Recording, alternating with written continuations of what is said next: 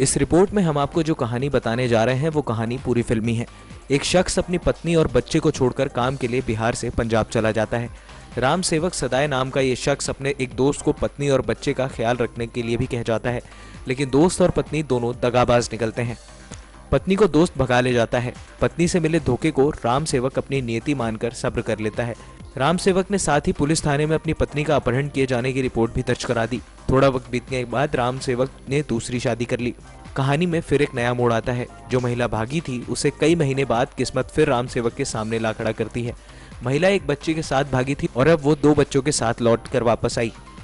दरअसल जिसके साथ वो भागी थी वो उसे नेपाल ले गया।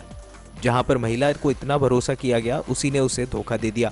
वो महिला को अकेला छोड़कर फिर भाग गया, लेकिन भागने से पहले महिला की कोख में अपनी निशानी छोड़ गया। अब महिला 2 छोटे बच्चों के साथ करती भी तो क्या करती, उसने अपनी बुआ के घर में शरण ले ली। राम सेवक ने अपहरण की रिपोर्ट दर्ज करा रखी थी, इसलिए तफ्तीश करते हुए पुलिस ने एक दिन महिला की बुआ के घर का पता ढूंढ निकाला। आखिर महिला को राम सेवक के सामने फिर आना पड़ा। महिला को यही डर था कि वो किस मुंह से राम सेवक के सामने आए, लेकिन राम सेवक ने पहली पत्नी के लिए जो फैसला किया वो पूरे क्षेत्र में चर्चा का विषय बना हुआ है। राम सेवक ने पुरानी सभी बातों को भुलाकर पहली पत्नी को माफ कर दिया और दोनों बच्चों के साथ फिर अपना लिया। नेक्स्ट 9 न्यूज़ के लिए अभिलाष की रिपोर्ट।